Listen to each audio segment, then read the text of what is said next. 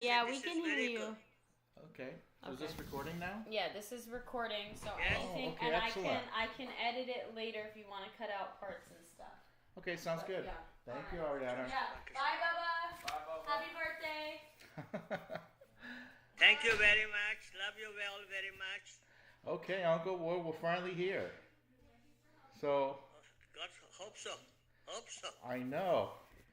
So here we have it.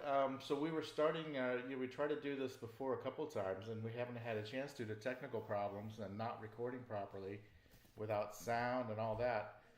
But we had a nice conversation. Good. I hope so. This time will be better from my side. I know. Not repeating and not making mistakes and all that Oh thing. no, there weren't any mistakes. The issue was just simply get it recorded. So Yeah. we had a conversation about you and your family and where you came from. So Yes. you know what I forgot to ask you to do the very first time was tell us what your name is and where you live now. Yeah. Well, my name is Anayat Sohaili. At present, I'm living in Sarasota, Florida, United States of America. Correct. So and you are Shapur's older brother. Shapur is my wife's father. My wife Yes. Farah. Yeah. Yeah. So you Shapur is my younger brother. He is about two and a half, he was about 2.5 years younger than me. But unfortunately, I'm just repeating what you know already, that he passed away in California in December 2000. So right. I lost him. Yes. He was very, very dear to me. Yeah. And you have a sister too. I have a sister who's you can say around 5 years younger than me, and at present she is a widow. Her husband passed away about 6 years ago, and she lives in Zimbabwe, Africa, Okay. And that's Bahia. Bahia. Okay. So tell me about your parents. Yeah. Where are they My from? my parents, my father's name is Rostam, and my mother's name is Delbar. They both of them originally were born and brought up in Yazd in Iran. Yazd. But in 1902, my grandfather, that is my father's father, went emigrated to India when my father was a teenager. Uh huh. Well, that's a So long I, time ago. yeah, long in 1902, So that's and when your family went there. sorry. That's when your family moved to India. Yeah, that when 1902. my father moved in there when he was a teenager, but later on, I don't know which year, he married my mother, who also came from the same village as he himself, from Yazd. So Okay. originally, we are Persians, but I was born and brought up in Bombay, India. And what year were you born? I was born in Bombay on what do you call this, 18th of November 1927. Yeah. So today we're recording and it's your birthday. And Today isn't is that my special? birthday and I'm 91 years old. 91 now. And I'm overwhelmed with all the love and the greetings from the friend, from the family, from relatives and friends, old and new. I have been really overwhelmed. I'll bet. Now you have a lot of friends. So Well, tell me I don't about. deserve it, but I've got so many loving people. Well, it's certainly nice to have. Tell me about your childhood and growing up in India. Well, my childhood in India, to be honest with you, with my age and all, I have not got much of a memory.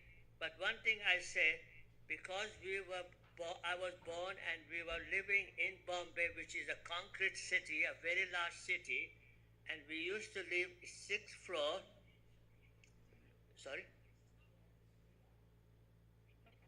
we used to live sixth floor in Bombay, a concrete city. So as a child, we did not have go to the park around or play in the yard and all that thing. Mm. So we were cooped up in our condominium. But later on, when we went to Panchgani, then of course there was yard, and then we were enjoying ourselves. But I must say, as a family, my father, mother, Shapur, Bahia, and myself, we were really a very united, loving family. From the beginning, always. We loved each other and we were together until I was 25 years old. What happened at that time when you were 25? Well, first of all, my father, and I would like to say a little bit of my father's business, what he was doing. Yes. At first, he started, when he went to India as a teenager, he was working for the British Army tea canteen. But later on, as he grew up, he bought a restaurant and store, which was called Excelsior Restaurant and Store, and it became a very established business. And he used to work very hard. Was this in Bombay? 11 o'clock, 12 o'clock at night.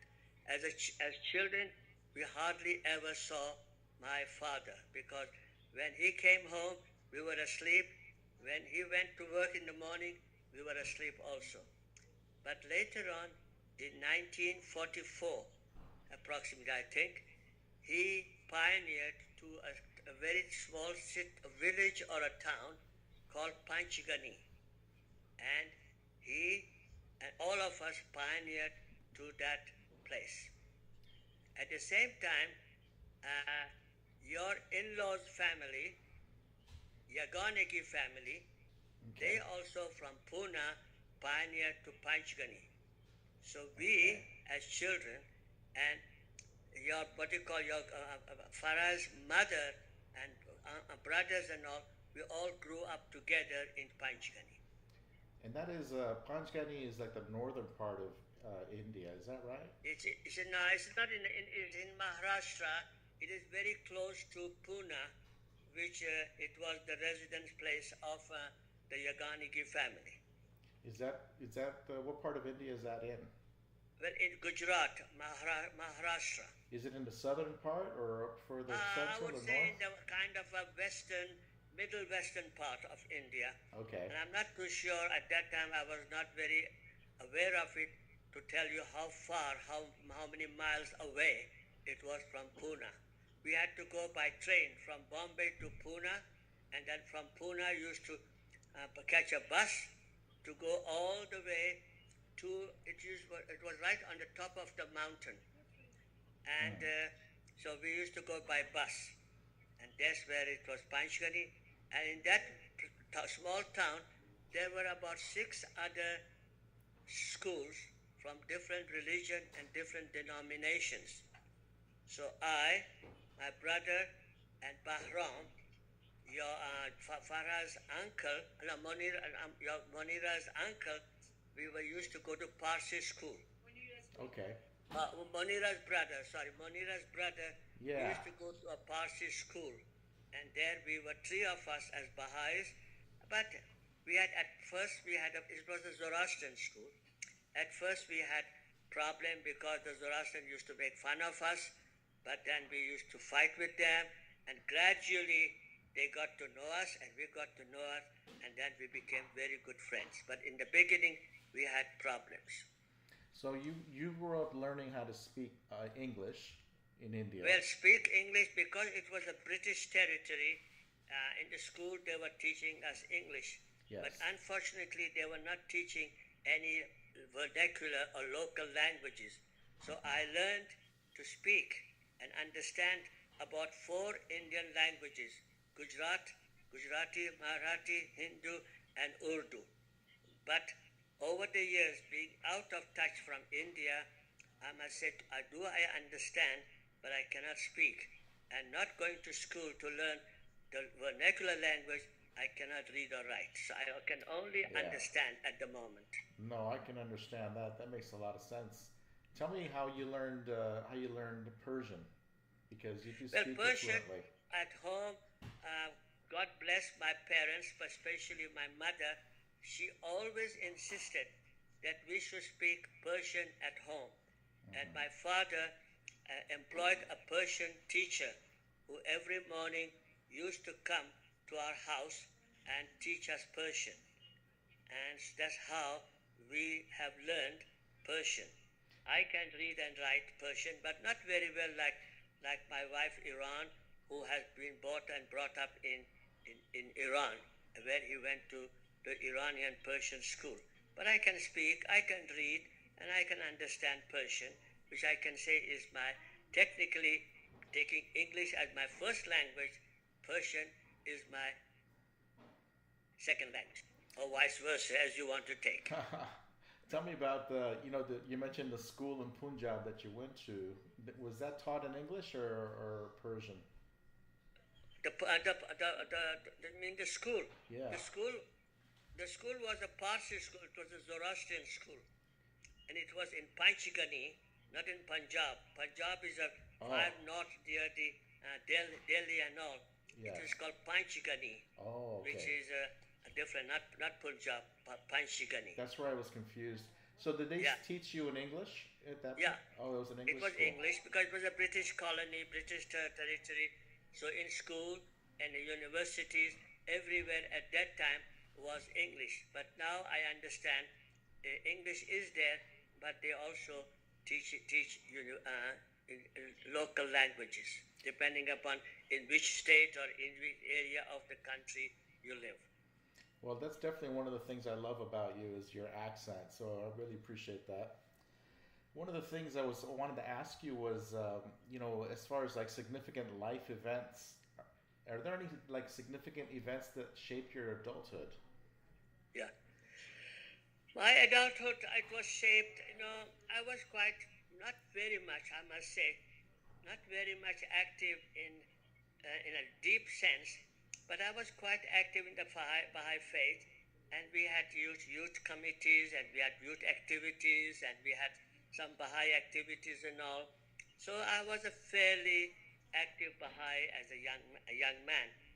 But when I was 25 years old, and then after 4 years being in the high school and I graduated, I went to Bombay to the university. And I did 4 years of university majoring in chemistry. Yeah.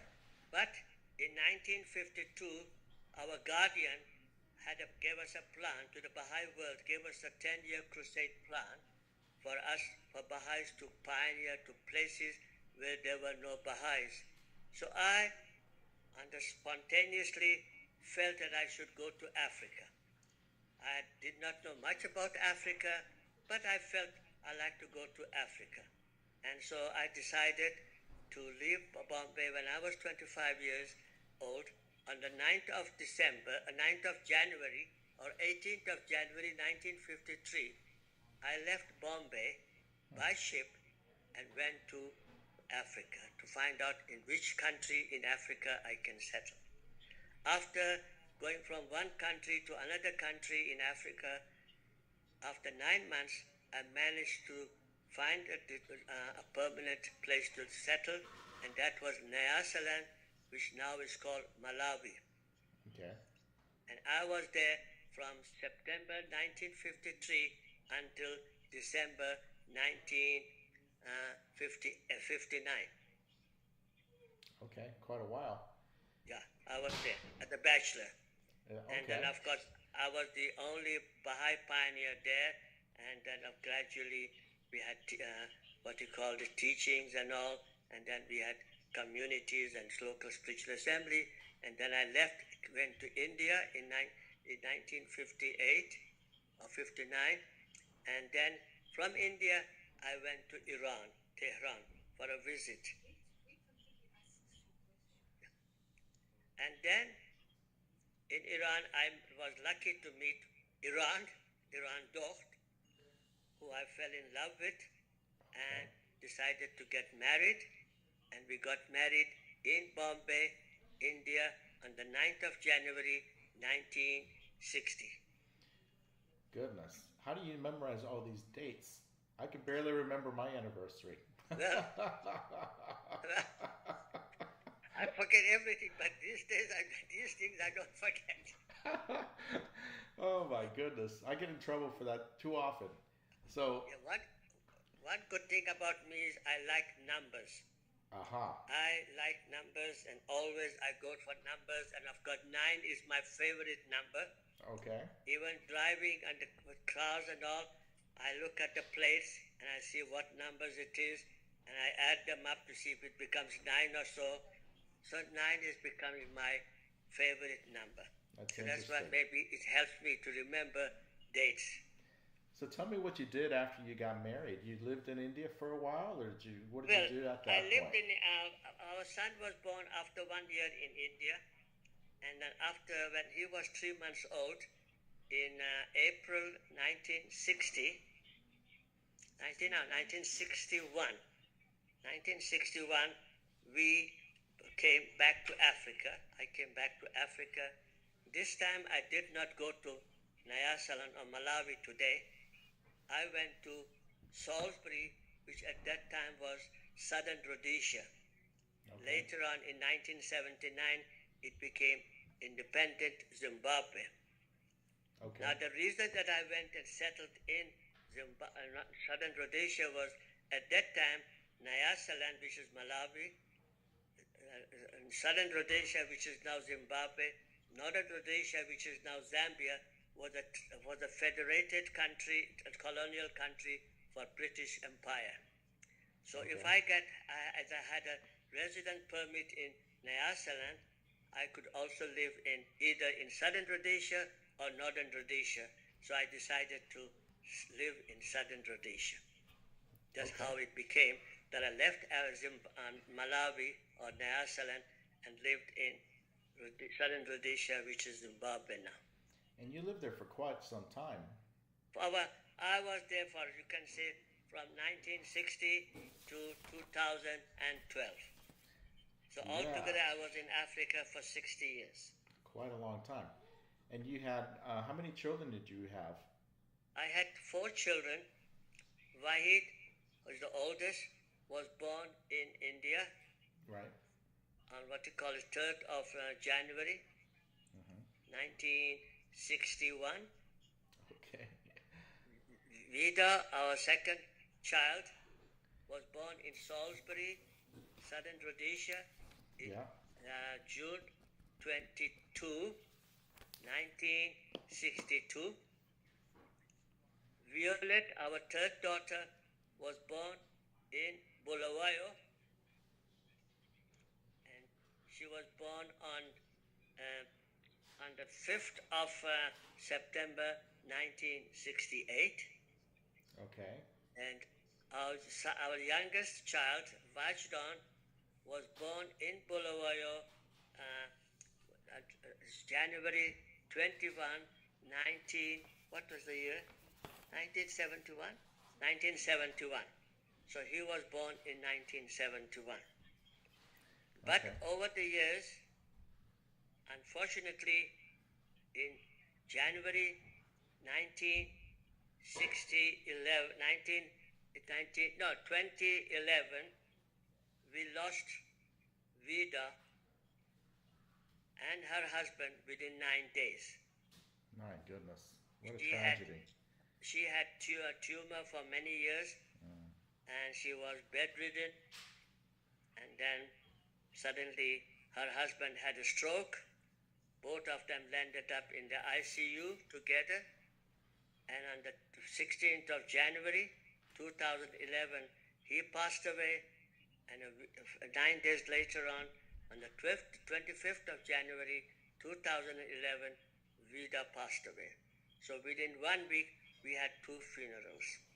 Wow, that's very hard. It was very hard for us to bury our daughter and our son-in-law, but one of those things. Yes. But she was suffering quite a lot. Looking back, we feel that was a blessing for her. Otherwise, she was kind of become a vegetable. Yeah. She couldn't do anything, couldn't have life at all. Not much but function anyway. anymore. Tell me about your grandchildren, because I know you're very close with your grandchildren. Yeah, we have got, I should say, four grandchildren. From Wahid, we have got 2 grandsons, Yeah. Anders, which now he calls himself Matt, he's about 23 years old, and his younger brother, Kellen, who is in December will be 19 years old. Okay.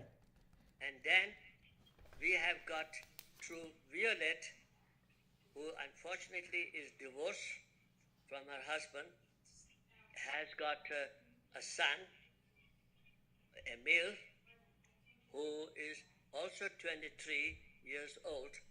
And strangely enough, both White's eldest son and Violet's eldest son, we call them twins, because both of them were born on the 9th and 10th of March.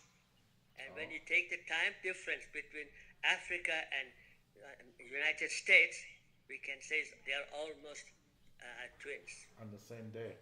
Isn't Same that day. interesting? Yeah, that is interesting. I hadn't heard that before. Yeah.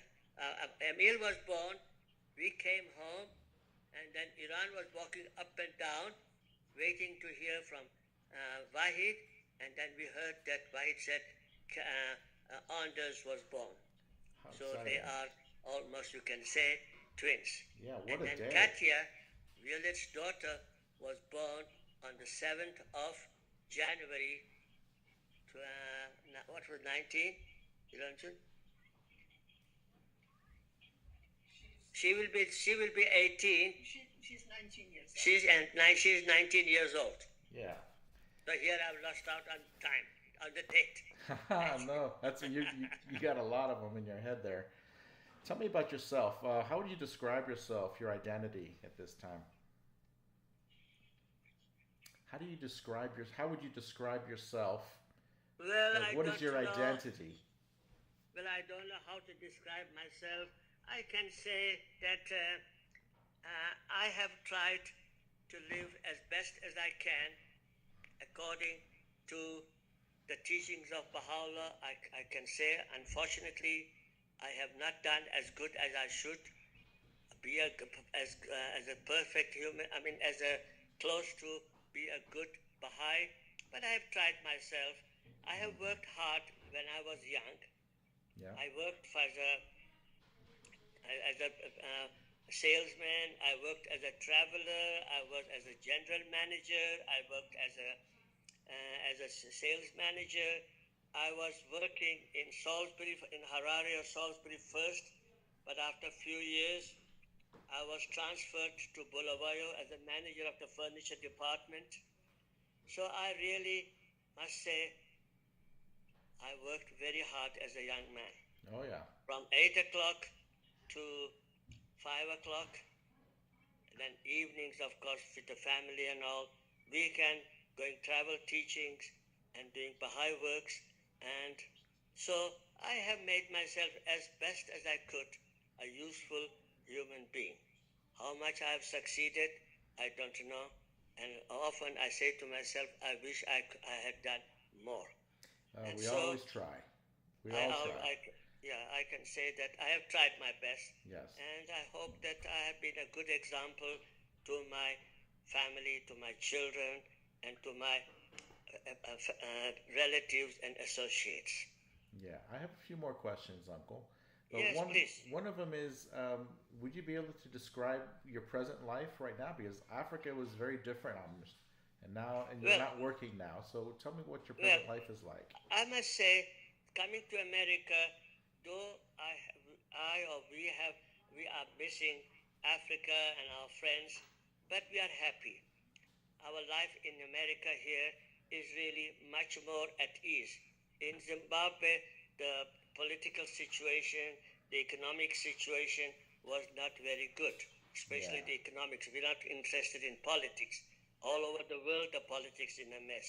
Yes. But as an economy, it was going down very badly.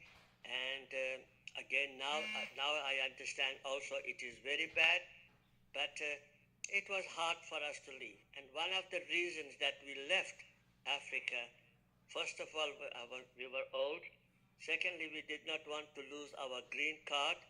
Thirdly, there were no facilities for medical purposes for us as seniors. Yeah.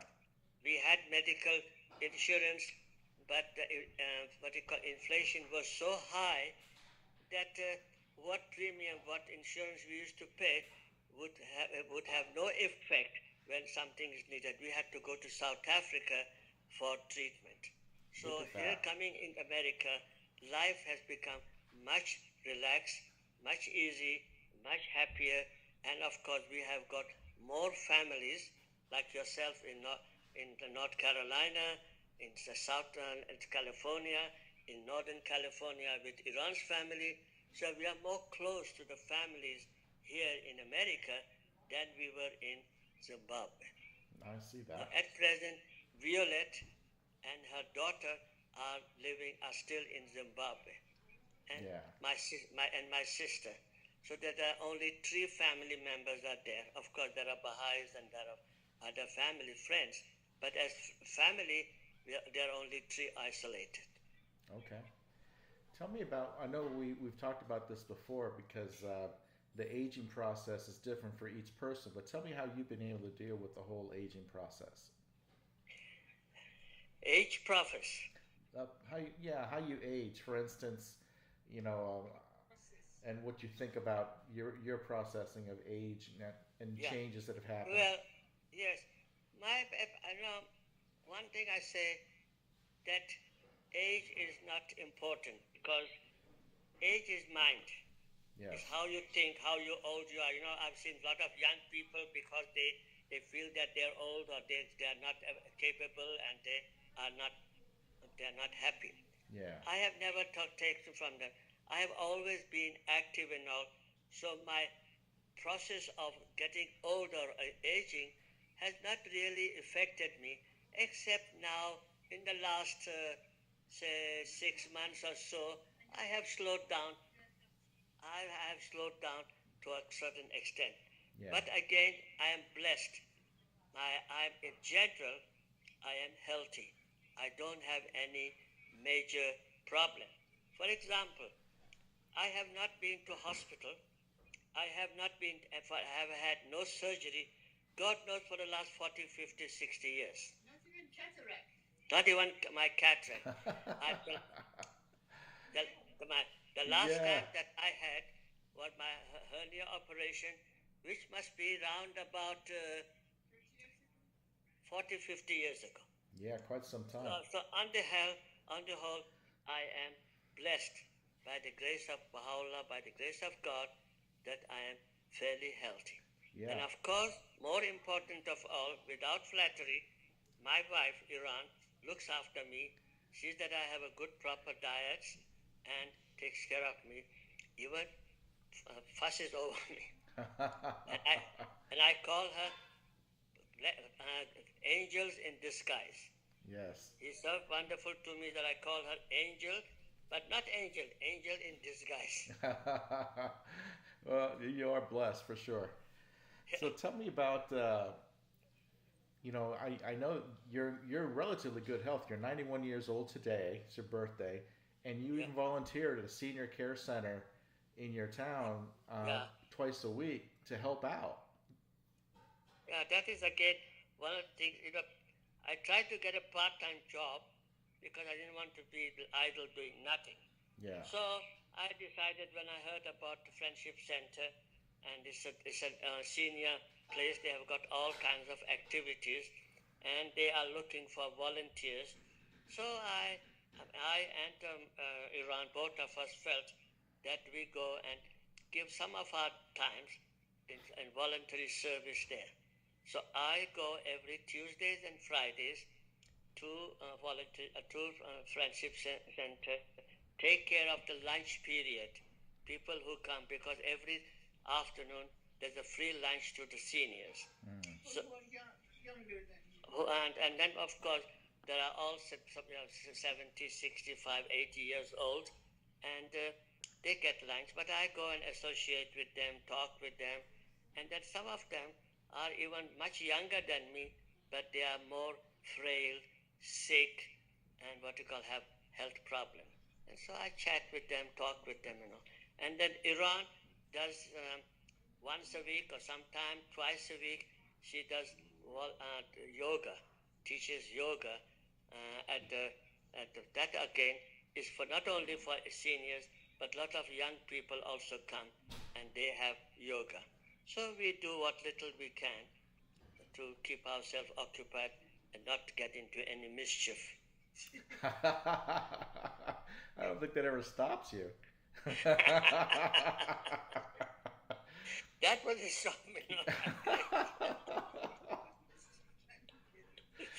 Tell me about, we're down to the last minute here because I know it's been almost half an hour we've been talking here. Yeah.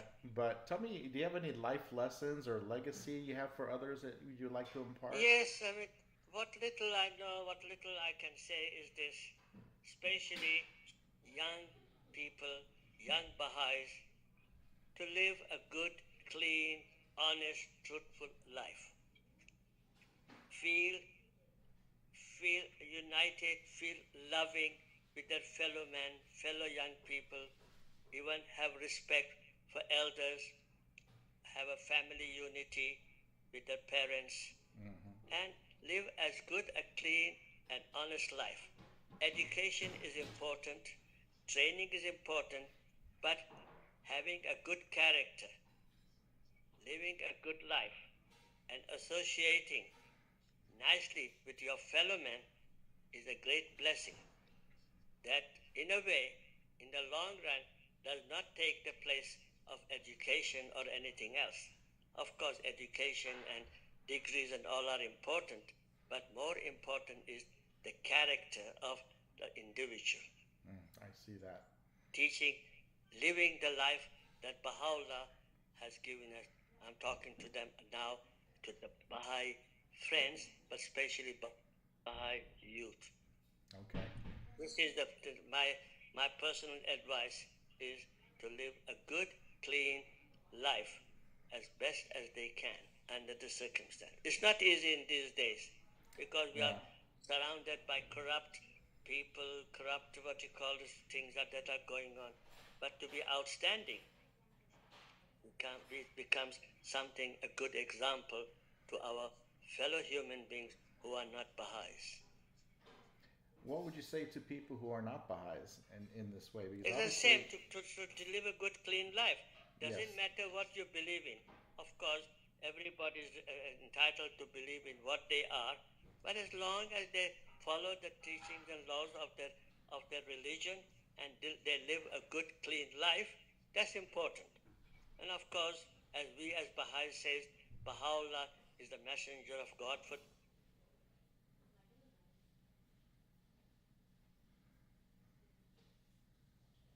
force ourselves on them. Okay. I think it's gone now. Yeah, Uncle, I'm sorry to say it looks like we've been shut down here because of technicalities. I've lost you as a photograph. Okay. Thank you so much, Uncle, for everything, for all your time and all your information. Happy birthday. Love to all the family. Thank you. I hope I have justified what I've been able to put across. Absolutely. Absolutely. Thank you so much. Hey, Auntie. Hi, David. Nice to see you, dear. Good, thank you. It's wonderful to see you as well. My angel in disguise. We're going to be seeing you pretty soon, I think next month, right? Yes, we're looking forward. All right, excellent. Give a big hug to Farah on our behalf. Okay, guys. Children.